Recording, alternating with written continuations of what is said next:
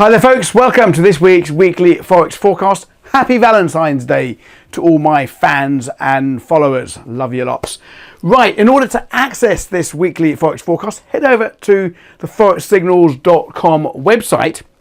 You'll see the landing page there. Looks like I'm wearing the same shirt. Scroll right down to the bottom and you'll see all our bells and whistles, all our free content that you can access absolutely free. You'll see here in the left here, you'll see Forex Forecast. Click on the Forex Forecast and up will come this landing page. Here you can put in your email address and it will be sent directly to your email inbox the moment it has been released. Or you can of course just access it here on the website, but that's obviously a much more efficient way of getting it. Scroll on through, you'll see exactly what we are looking at. So Max is looking at another stock pick this week. He's looking at SKYX. It's an equity pick. He's bearish of this equity pick, and he's got some fundamental and technical reasons why he thinks that is going to roll over. He's looking for 50 to 70% over a very short period to the downside, but you must wait for the fundamental analysis to see if indeed that is in line. So keep an eye on SKYX, of course. If you head over, you can read more about it there. I am this week looking at a risk off play, all down to the issues going out in Ukraine and so forth. You're seeing at the moment a flight to the safe haven currencies, like the Japanese yen, the Swiss franc and so forth, and the commodity currencies are coming under pressure. So there's fundamental reasons why you might want to sell this currency pair, but also some technical reasons as well. We've also broken through key levels of moving averages. 200 moving average, for example, we've broken through there. We've also put some bearish price action into that currency pair as well. So basically it's a risk off play.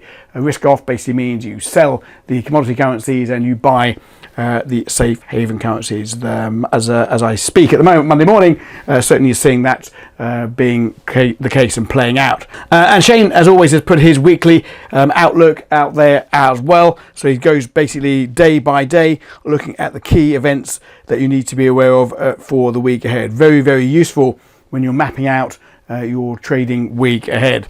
And I often say you don't want to get caught out by unexpected news events. Okay, so that's basically what he's looking at there. Okay, so let's now head over to the charts and look in more detail at the week ahead. Okay, so let's start off by looking at the momentum meter. Now, this momentum meter, as I always say, doesn't predict the future, but it does tell us exactly where the money is flowing at the moment. And I think today it is telling quite a picture. You'll see here these currencies at the top. You'll see here the color coding on the left. These currencies, you've got the Japanese yen, you've got the Swiss franc, and you've got the US dollar. These are the currencies that are all heading north. This is the 4-hour chart. Of course, you can change the time periods on this chart just by going to the usual toggles at the top here. But this is the 4-hour chart. I can see quite a lot from the 4-hour chart. So these currencies are being bid. And look at the weaker, the softer currencies. You've got the orange line, you've got the purple line, you've got the grey line.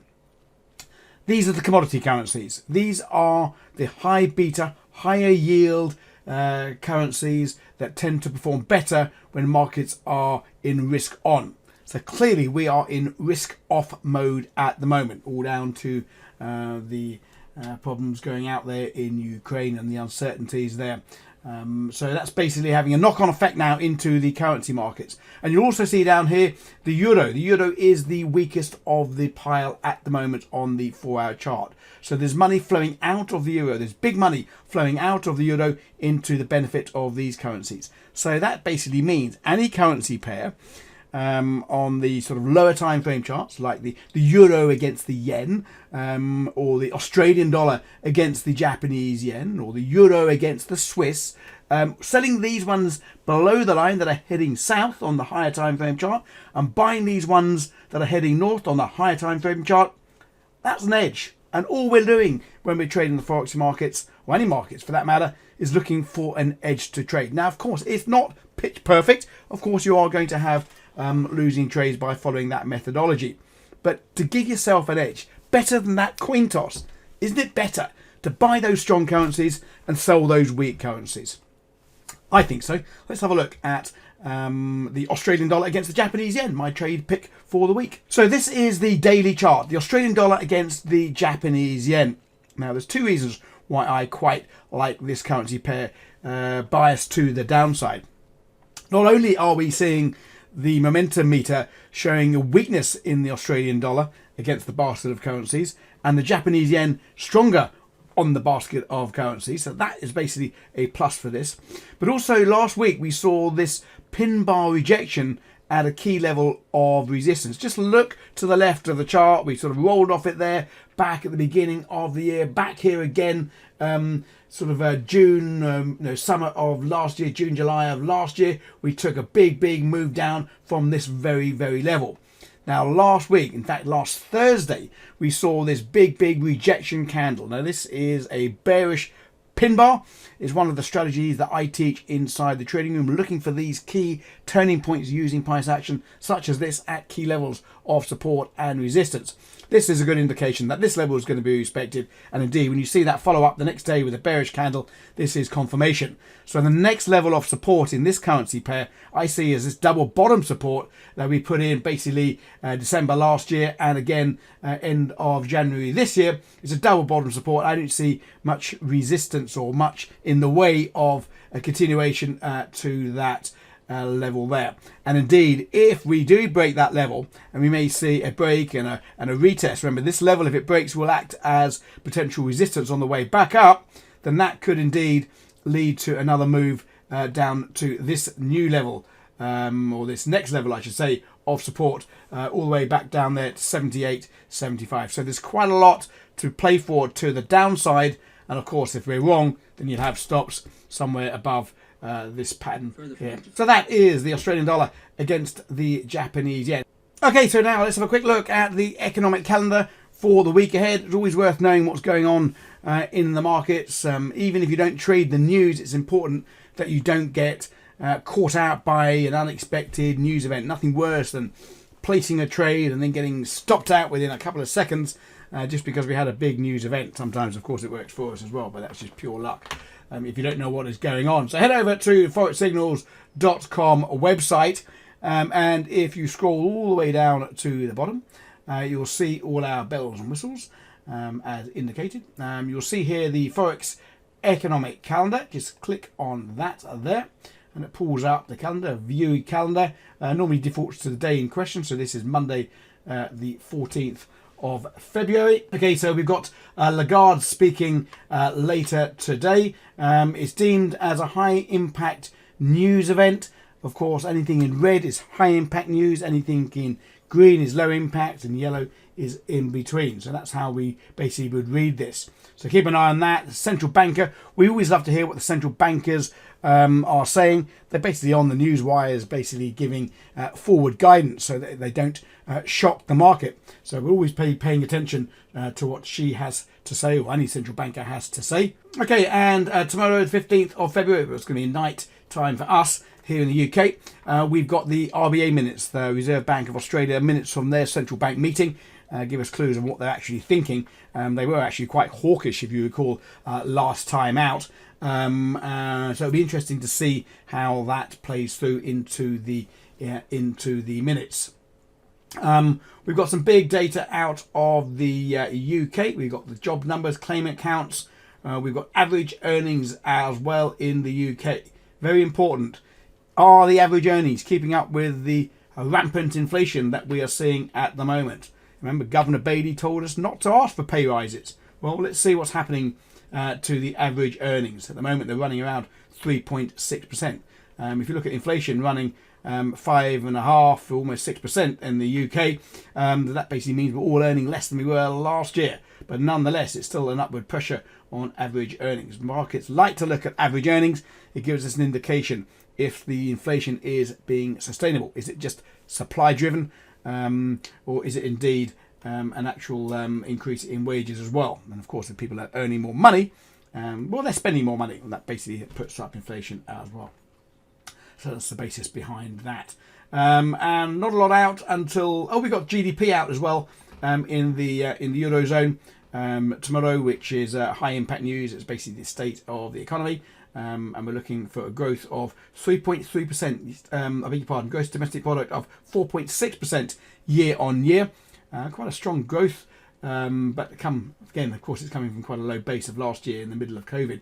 And the unemployment change, we've got 3.3%, quarter on quarter, just up 0.4. Again, if you don't know what this data is indicating, just click on it and it will give you an indication of what it actually means, tell you how to basically trade it. Of course, markets don't always move as they should do, but it basically gives an explanation of what the news event is. Let's just have a quick look out now for the 7 days in advance by clicking up there. We've got CPI out on midweek on Wednesday in the UK. That is inflation, as I say, running about 5.4%, same as last year. You know, central banks for the UK have already moved their interest rates, haven't they? So again, we're looking at inflation to see if this inflation rate is sustainable. Some are talking it up to, I think, 7% before they see a retracement.